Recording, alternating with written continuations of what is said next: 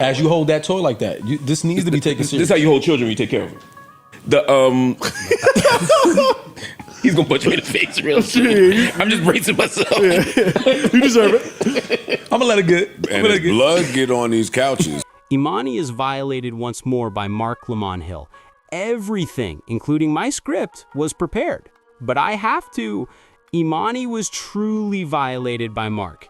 And I have to tell you, man, that having some fisticuffs is currently the only reasonable way to handle this. And I'm not even the one who's in favor of that. It just is.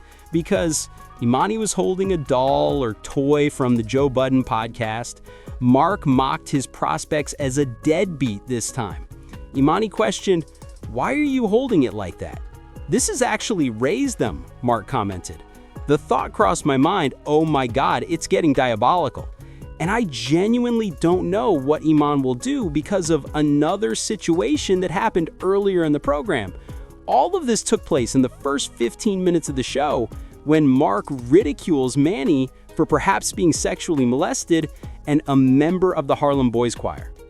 Show me where. Just show us where. You know how violent he gets. Don't do this. I'm not giving him the dog.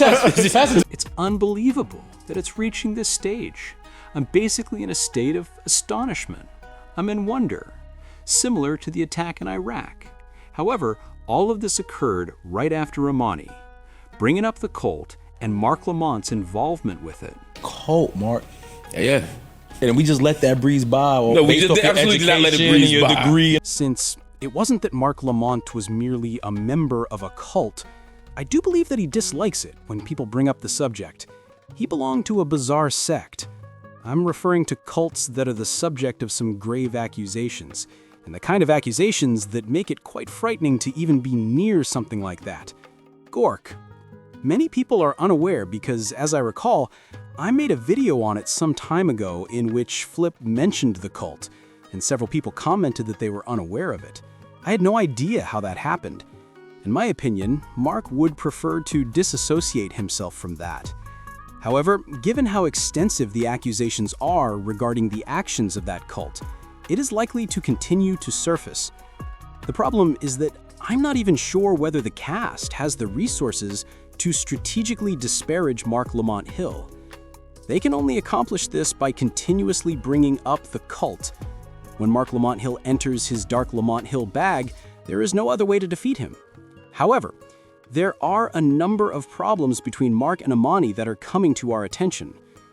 Do you recall the entire incident where Emanny flung something at Marc after Marc made fun of her reading style? What I expected. Yeah. Oh. Yo.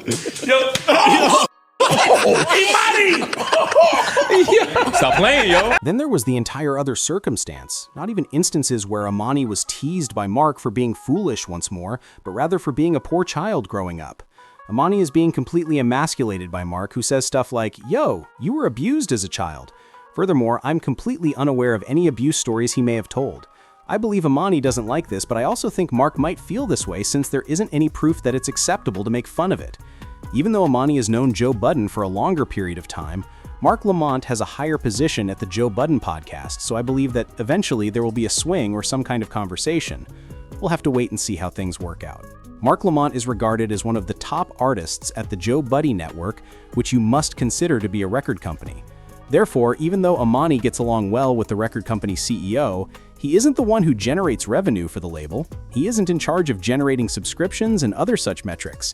However, many have attempted to get Marc Lamont, and many have failed. Please share your thoughts in the comments section. Do you think this was excessive? I'm aware that one of Manny's criticisms of me was that I was very patronizing. Now he has someone on the podcast who abuses him virtually every episode after I made fun of individuals. I am aware that one can argue that this is different. Oh, Dad. In fact, he knows Marc. Does he actually know Marc, I wonder? That's not how he knows Marc. You don't know Marc well enough for him to be mocking his parenting style, even if it's in good faith. I believe we'll eventually put our fists to cuffs and see where this goes from there. Furthermore, I truly can't believe that this is Marc. I am astonished. I'm shocked, everyone. This man is mocking the possibility that Manny had been abused as a child. I didn't expect it. I had assumed that he would keep making fun of him by implying that he was poor or ignorant. But based on our back and forth on Spaces, it seems like this is the way he takes it. Additionally, I believe there's a plausible theory that Marc is upset because Emanny tossed the thing in his face and is now attempting to retrieve it. He's attempting to agitate the situation to the point where they might fight again or find a solution. And he was speaking directly to Emanny, as if he and Emanny were sitting on the same couch. As most people refer to it, he wasn't saying it from the Park's chair, he was by his side. Emanny could have taken to the skies if he had decided to get active or take off. Not that a battle is necessary though, that's not my type of man. I've been talking about Emanny on this show for years and I know that he doesn't like it. He dislikes being shown in every program all the time like that. Furthermore, Marc Lamont Hill's statement, "Emanny, I'll beat the crap out of you. Not only can I joke on you, I can beat you to smithereens," he would remark repeatedly. That Emanny is not feeling the vibes is pretty much a given. We must wait and see how things develop. Emanny has been the target of criticism for about a year. I just think that the reason I would be upset if Marc Lamont Hill made fun of me is that not everyone on the pod receives the same treatment. Ice gets to walk up there and tell the most bizarre stories about how he needed a wheelchair to navigate around the airport, and Marc doesn't even laugh about that. Hey everyone, what happened to equitable treatment? Furthermore, Marc Lamont isn't actually going there in that manner. So, it's basically bullying in addition to being disrespectful, isn't it? Because he doesn't treat everyone fairly. The bully is a bully because he doesn't treat everyone fairly. Once he identifies the target, they begin to bully that individual. So I may say, alright, Emanny deserves it if Marc Lamont is going to be a bully, harass everyone, make fun of Ice, and so on. Everyone becomes stunned. Emanny's appropriate response would be to just disparage Ice, but even that would be detrimental since, as we all know, Joe Budden guards Ice like his own child. He's in a difficult situation. But I do believe that until Marc Lamont's performance, Emanny was sort of the Potter of the month. I first heard it on Twitter, but after giving it some thought, I realized that Emanny was actually good this month. He had a good month. He did well during the interviews. He started shooting at Ice as well. And I believe that people only believe Ice is better than Emanny out of sympathy. The worst podcaster is still Ice. Many of you were asking why you hated on Ice, Danny. He's incredible. He recovered. But remember that the podcast fabricates stories about the show. And one of the myths spread about the podcast was that Ice was good, since he isn't. I regret to inform you that he's still a sensitive Potter. And he isn't as knowledgeable about music as you guys want to claim, so many issues can't be discussed. Many people like to state that they come to his support, but not all of you. But as previously stated, kindly share your thoughts regarding this latest back and forth interaction between Emanny and Marc Lamont Hill with me in the comment box. I never imagined Marc would get so depressed. It's getting real out here. Jesus Christ. In addition, I would like to invite everyone to visit my Patreon. And I will also have a podcast available on Spotify.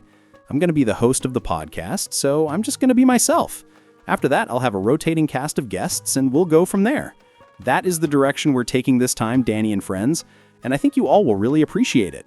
The first episode is now available on my Patreon, and the second will soon be released on Spotify, so it will be fun. My podcast will include a mix of my interviews, studio talks, and spaces content that I think should be turned into a podcast,